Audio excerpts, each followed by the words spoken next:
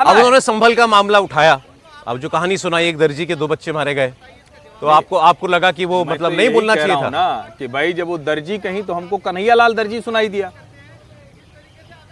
जब उन्होंने दर्जी कहा तो देश के किसी भी व्यक्ति को जैसे ही दर्जी और किसी की जान चली गई या किसी का भला नहीं हुआ तो तुरंत कन्हैयालाल दर्जी जी याद आते हैं। क्या किया था उन्होंने? उनके मोबाइल पर कोई स्टेटस लग गया था, सर तन से जुदा हो गया। आज तक इस परिवार ने उस बारे में क्या कहा है? क्या कभी सदन में उसकी चर्चा हुई? नहीं हुई चर्चा। और देश में जब सचमुच भय का वातावरण था तो कोई भी, ये चाहे उमेश कोल्हे हो या कन्हैयालाल दर्जी हो, उनके लिए कोई बात करने नहीं आता था। और आप भावनात्मक कहानी बना के सुनाएंगे दर्जियों की, तो ये तो बड़ा विचित्र है ना। ये सचमुच लगता है कि आप जानबूझ के, और देखिए प्रियंका जी का तो जो ट्रैक रिकॉर्ड है उसको आप देखिए। प्रियंका जी की जितनी पोस्ट आज तक हुई होगी वो सब निकाल लीजिए, और किसी एक विषय पर सर्वाधिक पोस्ट अगर प्रियंका गांधी वाड्रा ने की है तो वो विषय है गाजा। अच्छा, मैं गाजा बोल रहा हूं, अभी कुछ विद्वान लोग आ जाएं कहेंगे गजा बोलना चाहिए, आप गाजा बोल रहे हैं, बोलना भी नहीं आता है। अब हम दुनिया के दूसरे हिस्से को बोलना सीखें या इस देश की जो समस्याएं हैं उसको समझें, ये डिस्कनेक्ट है कांग्रेस और इस देश की जनता के बीच। ठीक, ये मुश्किल है। आपको भी लगा कुछ कि मतलब पॉइंटेडली कुछ मुसलमानों को सुनाने की अपना उनके हम हितैषी हैं अपने जताने की कोशिश की?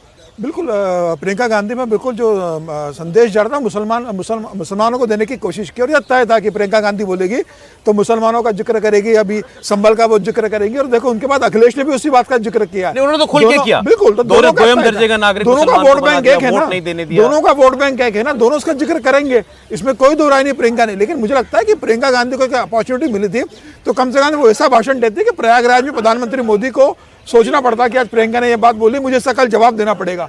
इतना नीरस भाषण आपने दिया कि आपके भाषण से कोई हेडलाइन नहीं बन सकती। क्या नया आप मुझे बताइए, क्या आप अपेक्षा क्या कर रहे हैं? बोलने का तरीका होता है, विषय को उठाने का तरीका होता है। आप सत्ता पक्ष को, आपको 10 साल के प्रधानमंत्री मोदी के कार्यकाल को घेरना है तो 10 साल में आप कोई रिसर्च कर आते जिसपे आप सत्ता पक्ष से पूछते हैं कि कल बोल दिया उन्होंने सब कुछ एक आदमी के लिए किया जा रहा है, अडानी के लिए बोल दिया। आप बैलेट पेपर से चुनाव कराइए, बोल दिया सरकारें आप चुराते हैं, इसमें नया क्या है?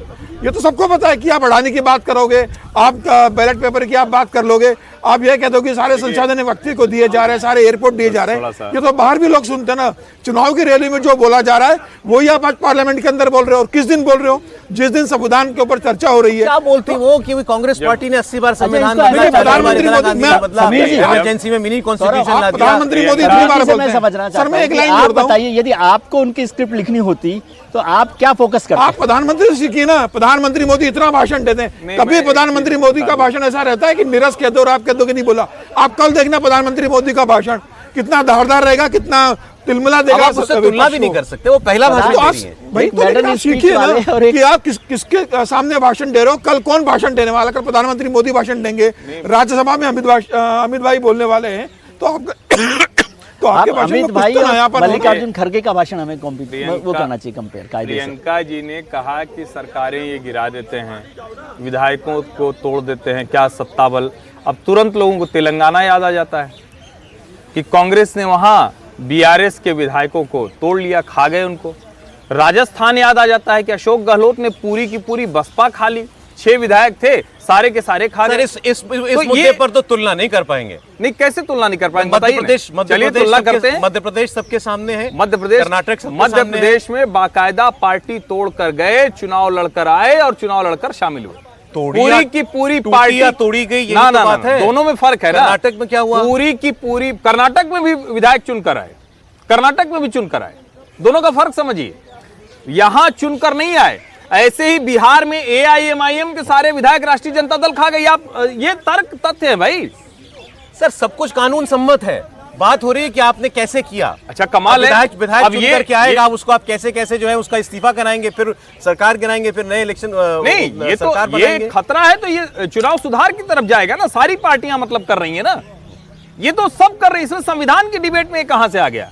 ये तो इलेक्शन रिफॉर्म का मसला है जिस पर कांग्रेस को भी आगे बढ़ना चाहिए, भाजपा को भी आगे बढ़ना चाहिए, दूसरे लोगों को भी आगे बढ़ना चाहिए।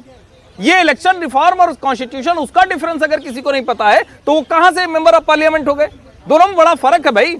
चुनाव सुधार आप यहाँ कहने लगे कि अभी संविधान पर बहस हो रही है और कहने लगे कि चुनाव में बड़ा पैसा चल रहा है, भ्रष्टाचार हो रहा है। अरे भाई, तो इलेक्टोरल बॉन्ड खत्म हुआ, एक पार्टी बोली क्या कि हम कैसे चुनाव लड़ेंगे? क्या वो गए लेके चुनाव आयोग के पास गए, सुप्रीम कोर्ट में याचिका डाली कि हम कैसे चुनाव लड़ेंगे? बताइए ना, चंदा आ रहा है, क्या करेंगे उसका? आप किसी तरह के सुधार की चर्चा नहीं चाहते हैं। आप कह रहे हैं अमीर अमीर होते गए, गरीब गरीब होते गए। अब अमीर कौन से अमीर हुए, अब उसका आंकड़ा निकाल कर देखिए। इस सरकार के समय में बिलियनियर्स की संख्या बढ़ी है, तो बिलियनियर्स के साथ साथ 25 करोड़ लोग गरीबी रेखा से ऊपर भी आए, ये भी आंकड़ा है। वरना तो 20 सूत्री कार्यक्रम चलता था, गरीबी हटाओ, हम देख रहे हैं, हम देखते थे, हम देख रहे हैं, हम देखेंगे। राजीव गांधी का पेट यही भाषण था। आप उठा के देख लीजिए, यहीं से शुरू होता था, यहीं खत्म होता था। 1 रुपया भेजते थे, 15 रुपया पहुंचता था। राजीव गांधी ने खुद कहा था 15 पैसे कि 1 रुपये मैं केंद्र से भेजता हूँ, 15 पैसे वहां पहुंचता है। तो आप किससे तुलना करें आप फिर इस बार प्रियंका जी के भाषण की? हाँ, या नहीं, तो प्रियंका जी अतुलनीय के है? भाषण की तुलना करने की जरूरत नहीं। आप प्रियंका जी के भाषण पर चर्चा कर सकते हैं और मुझे लगता है कि वो और बेहतर तैयारी दिखी आपको? मतलब कुछ प्रिपरेशन थी थोड़ी सी, लेकिन फोकस में आपको क्या था, क्योंकि वो पहला एक स्पीच कर रहे हैं, मेडन स्पीच कर रहे हैं, तो उनको था कि ये ना हो फिर हम चर्चा करते आ रहे हैं। उन्होंने इतनी सरकार तो ये अडानी की बात करती है कांग्रेस, आज अडानी की चर्चा नहीं की, आपने अडानी छोड़ दिया क्या? देश का संविधान संघ का विधान नहीं की है। चर्चा नहीं करते। ये आपको आरोप कुछ जम रहा है ये कि मुसलमानों के लिए भाषण था?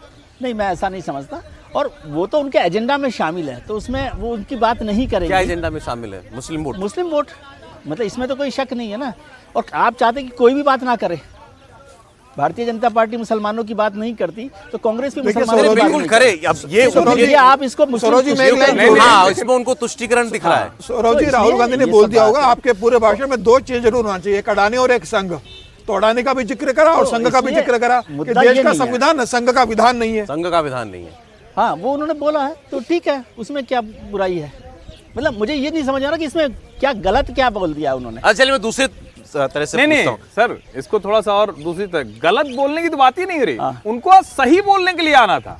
उनकी बात पर हम यूं चर्चा करते हैं कि ये अच्छा बोला। बात समझिए कि हम लोग सब लोग हम अपने तरीके से सोचते हैं, उन्होंने अपने तरीके से सोचा कि उनके लिए क्या इंपॉर्टेंट इशू हो सकता है, उसकी चर्चा की उन्होंने।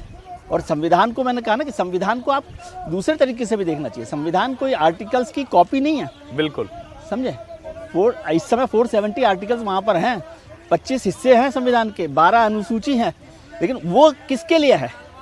वो 142 करोड़ लोगों के लिए है ना। बिल्कुल, वो संविधान कोई ट्रम्प साहब के लिए तो नहीं बना हुआ, वो 142 करोड़ लोगों के लिए ना। उसी तो आप 142 करोड़ लोगों की बात कर रहे हैं। हाँ, अब इसमें क्या बुराई है? उसी संविधान को संशोधनों के साथ बेहतर बनाना, यानी ये कोई ऐसी किताब नहीं है जिसमें जो एक बार लिख दिया गया वो हटेगा नहीं। हाँ। ये हिंदू जीवन पद्धति की तरह है, जब जो ठीक लगे उसके हिसाब से चेंज कर दीजिए। और फिर आप कहते हैं कि ना वो तो संविधान बदल रहे हैं। सर्वाधिक बार संविधान किसने बदला है? तो आप अगर संविधान के संशोधन और उसको हिंदी में बोल के बदल दिए और उसको कह के आप लेके चले जा रहे हैं, तो ये तो मतलब देश के लोगों को समझ में आ रहा है ना कि आप किस तरह से उसी बात को गलत तरीके से प्रस्तुत कर रहे हैं।